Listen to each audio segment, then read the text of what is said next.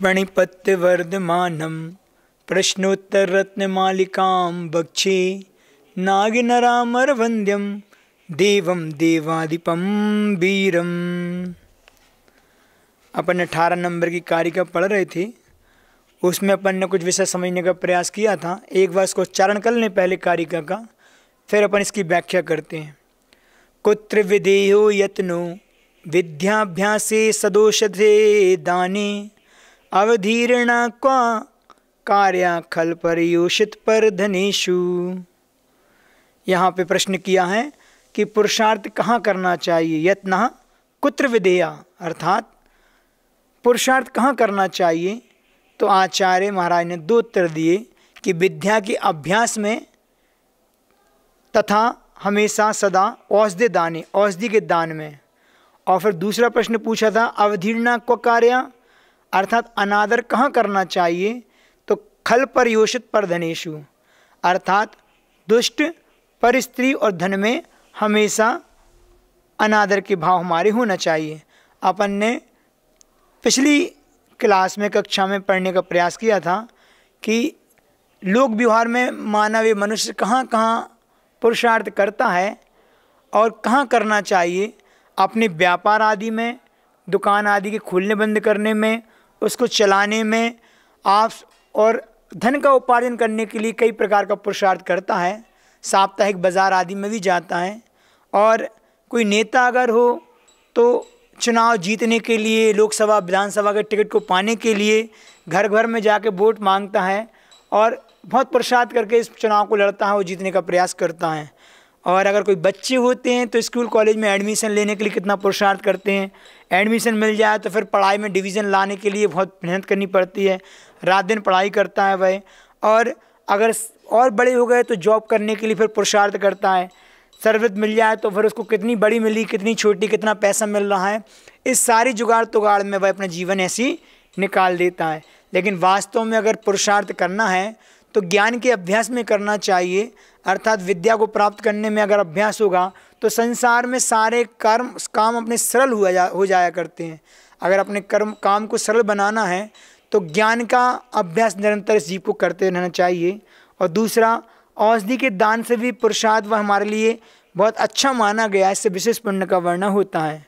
और विद्या के अर्थ क्या है तो अपन ने कल, विद्या कई प्रकार से होती है। जो पढ़ाई की जाती है वही विद्या है, लेकिन किसी में कला कौशल में निपुण होना भी एक प्रकार की विद्या है। जीवन के जीविका उपार्जन के लिए जो सीखा जाता है वह भी एक प्रकार की विद्या है। कल हमने नाम बताए थे आपको, शस्त्र विद्या, संगीत विद्या, वाद्य विद्या, गायन विद्या, न्याय, आयुर्वेद, चित्रकारी आदि सारी विद्याएं, शिल्पकला, इनमें हमारा महारत होना चाहिए। ये सारी विद्याएं। और सामान्य से ज्ञान की बात करें तो मति ज्ञान, शुद्ध ज्ञान आदि विद्या के रूप में हुआ करती है। और केवल ज्ञान भी सबसे बड़ी विद्या है, जिसको प्राप्त करके संसार में कोई चीज़ भी हमसे अछूती नहीं होती। फिर हमने कल आपको बताया था कि हमेशा स्वाध्याय करने से ज्ञान का क्षयोपशम बढ़ता है। तो गृहस्थी में रह के हमेशा हमें स्वाध्याय करते रहना चाहिए, ताकि हमारे जीवन में सही गलत की पहचान बनी रहे। कौन से कर्म करने योग्य हैं, कौन से कर्म करने योग्य नहीं है, ये सारे बात का ज्ञान हमें पता रहता है। तो कई प्रकार के पाप से बच जाते हैं। जो व्यक्ति स्वाध्याय करता है वह कई प्रकार से अच्छे बुरे कर्मों का विवेक रखता है, तो पाप से बच जाता है और अच्छे कार्य को करता रहता है। और ज्ञान के माध्यम से जो क्षयोपशम प्राप्त होता है, विद्युत्ता आती है, व्यक्ति विद्वान होता है, तो विद्वान सर्वत्र पूज्यते, वह कहीं भी चले जाए उसकी पूज्यता को प्राप्त होता है, वो पूजा जाता है। इसलिए हमारे लिए बहुत ज़रूरी है। कल हमने स्वाध्याय के लाभ बताए थे, एक बार हम गिना चाहते स्वाध्याय करने से कौन कौन से लाभ होते हैं। सबसे पहले तो अपनी असंख्यात गुणी कर्म की निर्जरा होती है। और फिर दूसरी बात, जिनेंद्र भगवान की आज्ञा का पालन करना होता है। और तीसरी बात, जिन शासन की इसमें प्रभावना बहुत होती है स्वाध्याय आदि करने से। और ज्ञान और स्मरण की शक्ति हमारी बढ़ती है। अज्ञान का नाश होता है, उलझे हुए प्रश्न अपने आप सुलझ जाते हैं। हम बराबर शास्त्र का स्वाध्याय करने रहने से अंदर के कई प्रकार के प्रश्न जो हमारे दिमाग में चलते हैं वो सारे सुलझ जाया करते हैं। और ज्ञान के माध्यम से चारित्र की प्राप्ति होती है, क्योंकि आचार्य ने लिखा है ज्ञानम भारम क्रियाहीनम, वह ज्ञान भार के समान है जो क्रिया से रहित हुआ करता है। और देवों के द्वारा उस व्यक्ति की पूजा होती है। देवाविदस प्रणमन्ति जस धम्मे संयमणु, जिसके मन में धर्म हुआ करता है, देवता भी उसकी पूजा किया करते हैं और तत्व चिंतन के नए नए विचार इस जीव को आया करते हैं। तो इसकी सोच और सामर्थ्य की शक्ति और बढ़ती, स्मरण शक्ति बढ़ती है। नए नए विचार आने से हमारी आत्मा में एक विशुद्धि पैदा होती है। इसलिए हमेशा स्वाध्याय करते रहना चाहिए। अब यहाँ प्रश्न उठता है कि विद्या अभ्यास करने के लिए एक उम्र की भी सीमा है कि नहीं है। तो इसके लिए कहें कि उम्र हमेशा इसमें कभी बाधा नहीं आती, इसलिए इसके लिए कोई उम्र नहीं, हमेशा करना चाहिए। मतलब कहने का तात्पर्य है कि विद्या का अभ्यास, विद्या प्राप्ति, ज्ञान प्राप्ति के लिए कोई उम्र की सीमा नहीं होती। विद्या अभ्यास करने वाला कभी बूढ़ा भी नहीं होता कि वो कभी बूढ़ा होता हो, अर्थात वह वृद्धावस्था में कुछ ना कुछ सीखता ही रहता है। हमारे पास एक एग्जाम्पल है कि 90 वर्ष के स्वामी राम तीर्थ हुए हैं हमारे, जो 90 वर्ष की उम्र में चीनी भाषा को सीख रहे थे। उनको ज्ञान को प्राप्त करने की ललक इतनी ज़्यादा थी कि वो कहते थे कि बूढ़ा वह जिसने कभी भी किसी चीज़ के लिए पुरुषार्थ ही नहीं किया। ज्ञान को प्राप्त करने का पुरुषार्थ करने वाला कभी बूढ़ा हुआ नहीं करता। अपने महात्मा गांधी जी हैं, उन्होंने मरण समय तक के मतलब जब उनका मरण हुआ था उससे पूर्व तमिल भाषा के ज्ञान प्राप्त कर रहे थे, अर्थात वो तमिल भाषा को सीख रहे थे। और आप रविन्द्रनाथ टैगोर जी हुए, उन्होंने कहते उम्र के 60 वर्ष में आके चित्रकारी सीखना प्रारंभ किया था। 60 वर्ष होने के बाद उनको एक अंदर से भावना जागी कि मैं चित्रकला में निपुण बनूं। उनमें उसको उनका अच्छा लगता था, वो सीखते थे। और फिर एक वृद्धा थी जिसने वृद्धावस्था में कई भाषाओं को ज्ञान प्राप्त किया। उसने 15वीं भाषा चीनी भाषा का ज्ञान प्राप्त किया था। तो कहने का तात्पर्य सारे एग्जाम्पल ऐसे हैं कि जो हमारे लिए बताते हैं कि हमेशा जीवन में ज्ञान प्राप्ति की कोई उम्र नहीं हुआ करती, हमेशा ज्ञान प्राप्त करते रहना चाहिए। अब ज्ञान ही लक्ष्मी है, कहते ना ज्ञान ही लक्ष्मी है। कैसे है? मतलब एक प्रकार से ज्ञान के माध्यम से जीवन में हमें एक आलंबन मिलता है कि कैसे मैं अर्थ का उपार्जन करूं। जो जितना ज्ञानी होगा, जितना बुद्धिजीवी होगा, उसके जीवन में अर्थ उतना ज़्यादा होगा। देखो, एक बड़ा लिखा व्यक्ति होता है तो मात्र एक साइन करने के लाखों रुपए लेता है, और एक मजदूर है कि वह दिन भर मेहनत करता है, उसके बाद 100, 200, 300 रुपये कमा पाता है। ये किसके कारण? कहीं ना कहीं उसने जीवन में ज्ञान का सदुपयोग नहीं किया, उसने ज़्यादा पढ़ाई आदि नहीं की, तो आज बेचारा वो गरीब है और मजदूरी करके काम चला रहा है। और एक पढ़ लिख के एक बड़ा आदमी बन गया, जॉब कर रहा है, तो मात्र साइन करने के, लैपटॉप चलाने के माध्यम से वह क्या करता है? इतने पैसे को उपार्जन करता है। तो ज्ञान ही एक रूप से लक्ष्मी के रूप में जीवन में होती है। एक एग्जाम्पल समझने का प्रयास करें कि एक लकड़हारा था जो जंगल में लकड़ियाँ बीनने जाता था। लकड़ी बीनते समय उसको एक समय क्या हुआ, एक चमकीला पत्थर मिल गया, और वह पत्थर अपने साथ लेके आ गया और घर में खेलता। उसका जो पिता था वही प्रसन्न हो रहा है कि चलो बच्चे को एक पत्थर मिल गया। अब वो क्या देखता है कि दिन भर पत्थर से खेला, रात हुई तो पत्थर इतना चमकीला था कि उसकी रोशनी से सारा घर प्रकाशित हो रहा था। तो लकड़हारा बहुत प्रसन्न हुआ कि इसके एक साथ दो काम हो रहे हैं, अब मेरा दीपक आदि जलाने में जो खर्चा था वो भी बच गया। बाद में किसी ने कहा कि ये पत्थर कोई सामान्य पत्थर नहीं है, ये क्या है? ये तो चिंतामणि रत्न है, अर्थात इसके माध्यम से जो मांगोगे वो आपको प्राप्त होगा। जैसे ही वो सुनता खुश हो जाता है और कहते हैं वह लकड़हारा एक साथ चल के आगे चल के बहुत धनवान हो जाता है। उस पत्थर से जो मांगता है तो वो चीज़ मिल जाती है। अर्थात ये क्या हुआ? ज्ञान प्राप्त हुआ कि ये सामान्य पत्थर नहीं है, विशेष पत्थर है, तो उसके माध्यम से उसको धनवान बना दिया। तो ज्ञान ही एक प्रकार की लक्ष्मी हुआ करती है। ये चीज़ हमारे लिए सीखने में आती है।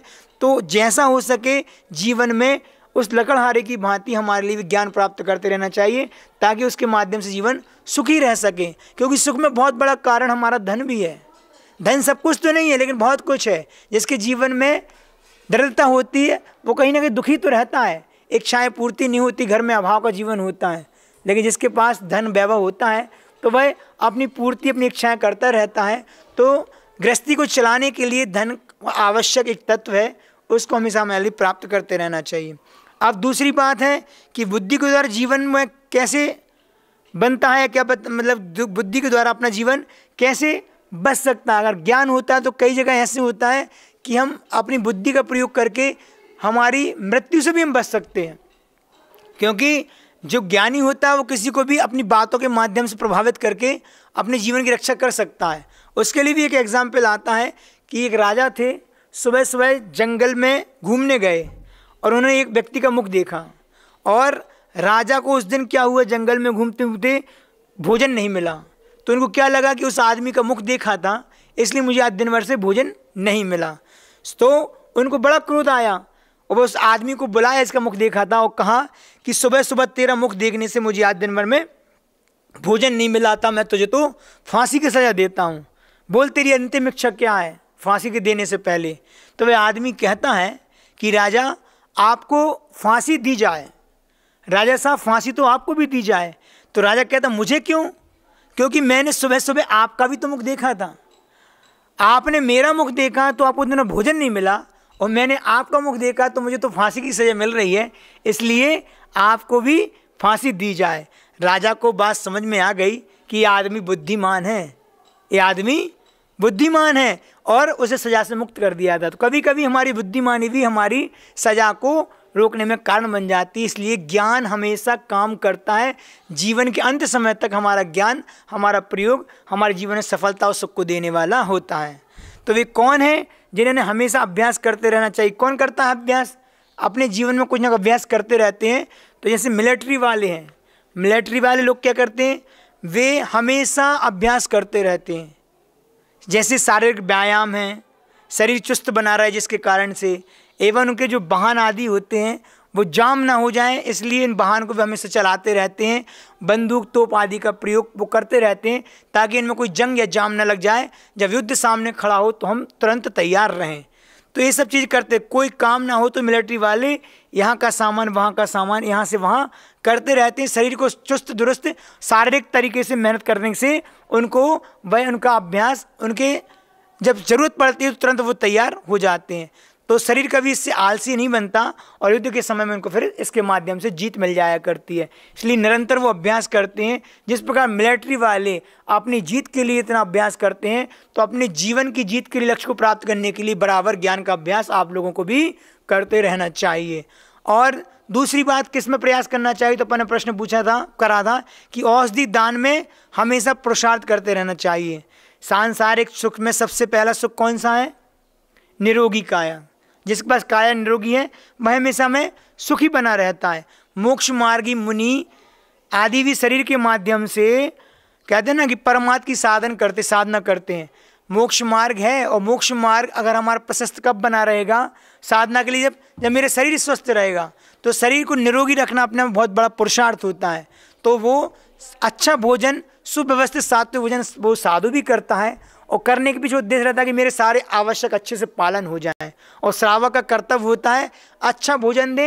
अगर किसी कारण से स्वास्थ्य संबंधी कोई रोग आता है तो वो साधु की भी सेवा करता है, परिवार के सदस्यों की सेवा करता है। तो सबसे बड़ा पुरुषार्थ हमारा क्या है कि हम सबकी सेवा करें। औषधि आदि सबसे बड़ा दान कहलाता है, जिससे इस पूरे जीवन की रक्षा होती है। जो साधु आदि धर्म ध्यान करते हैं तो उसमें पुण्य का कारण मैं भी बन जाता हूँ। इसलिए परमात्मा की साधना करने के लिए अपने शरीर अस्वस्थ है तब शुद्ध औषधि के माध्यम से उसे स्वस्थ करते रहना चाहिए, चाहे वो श्रावक हो चाहे साधु हो। वैयावृत्तीय गुण सबके पास होना चाहिए। तीसरी बात कि भगवान बाहुबली ने ऐसे वज्र का शरीर कैसे पाया, तो उन्होंने उनके पूर्व भाव में कहते हैं कि औषधि का दान ही दिया था, जिसके प्रभाव से उन्हें वज्र जैसा शरीर प्राप्त हुआ था। औषधि दान में तीर्थंकर प्रकृति का बंध भी होता है। हमने परसों नरसों के दिन कहा था कि श्री कृष्ण को तीर्थंकर प्रकृति का बंध कब हुआ, तो उन्होंने पीताश्रम नाम के मुनि महाराज को औषधि का दान दिया था, तब जाके उनको इसका फल इस रूप में मिला कि तीर्थंकर प्रकृति के बंध में कारण बना। शंभुनाथ भगवान बहुत बड़े वैद्य हैं। शंभुनाथ भगवान के बारे में आता है, वो अपने स्वयं पाठ स्तोत्र में बहुत अच्छी बात कहते हैं कि आशीर्या कश्मिक एवं वैद्यो वैद्यो यथानाथ रुजाम प्रशांतई। अर्थात हे शंभुनाथ भगवान, आप एक आकस्मिक वैद्य हैं। कैसे? जैसे वैद्य रोगों को शांति के लिए होता है, उसी प्रकार आप भव्य जीवों को जन्म जरा मृत्यु रूपी रोग से दूर करने में कारण है। इसलिए संसार में सबसे बड़े वैद्य कौन है? हमारे शंभुनाथ भगवान है। इसलिए अगर जन्म जरा मृत्यु रूपी रोगों से बचना है तो भगवान रूपी रोग वैद्य के पास आए, गुरु रूपी वैद्य के पास आए। और संसार में अगर शारीरिक स्वस्थता को प्राप्त करना है तो हमेशा ऐसी शुद्ध औषधि का सेवन करें ताकि उससे हमारा धर्म ध्यान होता रहे और हम साधु की सेवा आदि करते रहें। तो ये पुरुषार्थ हमारे लिए बहुत बड़ा होता है। अब दूसरे प्रश्न की अवधीर्णा को, अर्थात अनादर किसका करना चाहिए? तो आचार्य ने 3 आंसर दिए। दुष्ट व्यक्ति का हमेशा अनादर करना चाहिए, पर स्त्री का अनादर करना चाहिए, और धन का भी हमेशा अनादर करना चाहिए। मतलब धन में कैसा, अपन आगे समझने का प्रयास करेंगे। तो किससे कितने हाथ दूर हाथ रहना चाहिए, किससे कितने हाथ दूर रहना चाहिए, इसके लिए कह रहे हैं कि बैल से 10 हाथ दूर रहना चाहिए, बैल से 10 हाथ दूर रहना चाहिए, हाथी से 100 हाथ दूर रहना चाहिए, लेकिन दुष्ट आदमी से 1000 हाथ दूर रहना चाहिए। क्यों रहना चाहिए? क्योंकि अगर दुष्ट व्यक्ति की संगति में हम रहे ना, तो मेरा ये जीवन तो छोड़ो, आने वाला जीवन भी बर्बाद होगा। बैल और हाथी मारेंगे तो इस जीवन का ही नाश होगा, लेकिन दुष्ट व्यक्ति की संगति हमारे लिए भाव भाव में नाश का कारण बनती है। इसलिए जितना हो सके तो इनसे तो दूर ही बना ही रहना चाहिए। दुष्ट व्यक्ति की संगति हमेशा खराब मानी जाती है। कैसे मानी जाती है? तो ये एक हंस था, संगति हो गई किससे? कौए के साथ। अब संगति कौए के साथ हुई तो कहते दोनों एक वृक्ष पर बैठे थे, उसी वृक्ष की छाया में एक पथिक आके शयन करने लगा, मतलब सोने को हुआ था, वो शयन कर रहा था।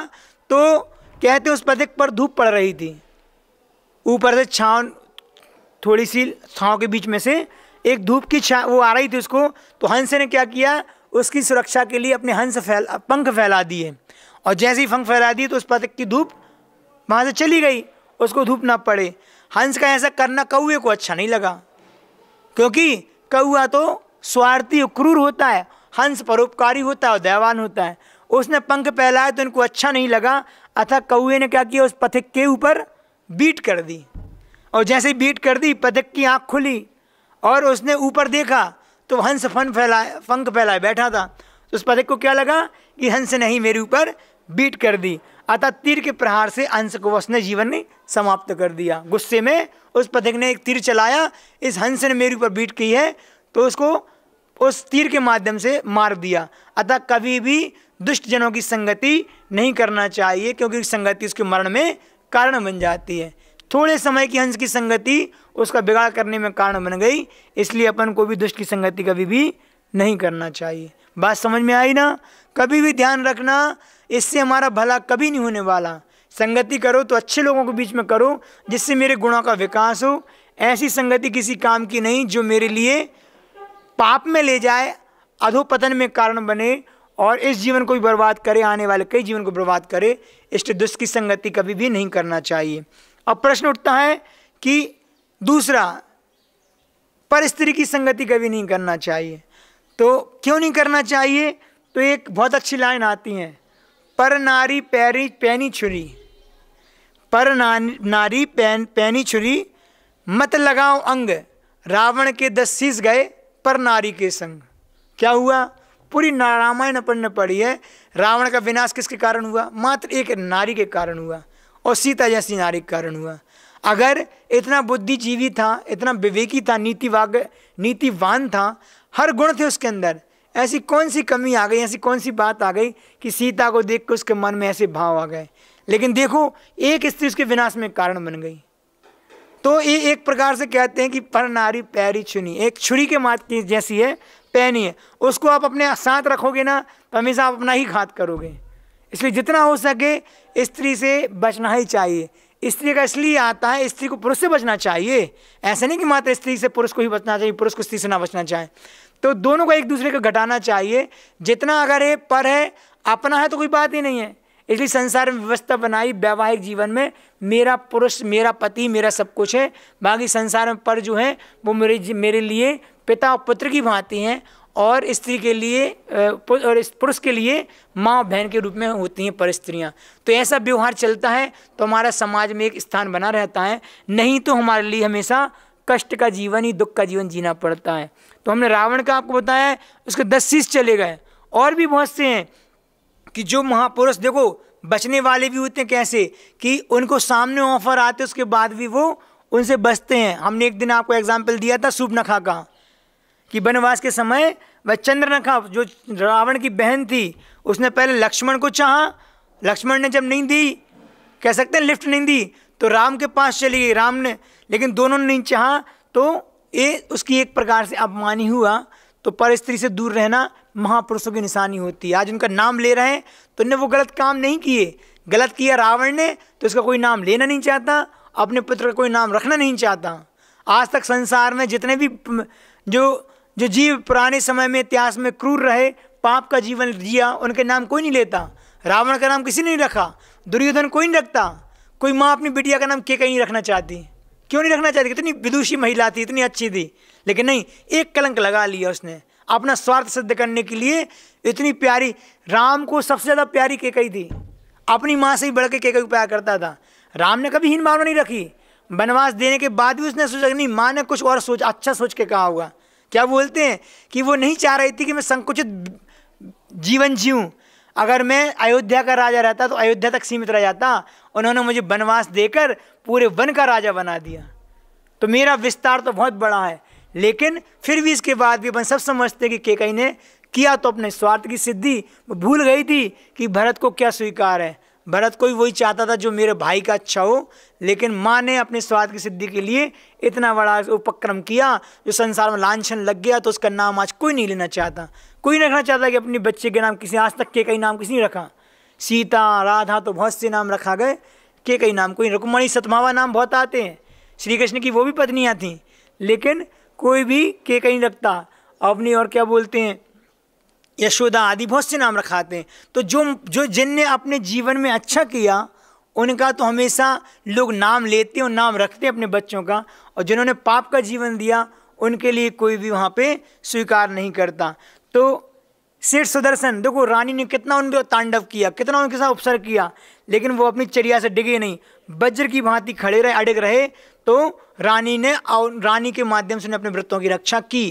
तो ऐसे लोग हैं महापुरुष जिन्होंने अपनी स्त्रियों से, अन्य स्त्रियों से, पर स्त्रियों से अपना बचाव किया। एक दिन कहानी सुनाई थी राजा छत्रसाल की, यहीं की हुई ना, राजा छत्रसाल पन्ना जिले के हुए हैं, छतरपुर के हुए। उन्होंने क्या, उन्होंने पर स्त्री उनके पास आई थी कि मैं चाहती हूँ कि तुम चाहे छत्रपति की मैं पत्नी बनूं ताकि एक अच्छा पुत्र उत्पन्न करूं। तो उन्होंने कही, जब तुम्हें पुत्र चाहिए ही इतना अच्छा तो तुम मुझे ही पुत्र बना लो ना, मैं क्यों एक गलत काम करूं, मेरी परिस्थिति के प्रति मेरा भाव कभी नहीं बनता।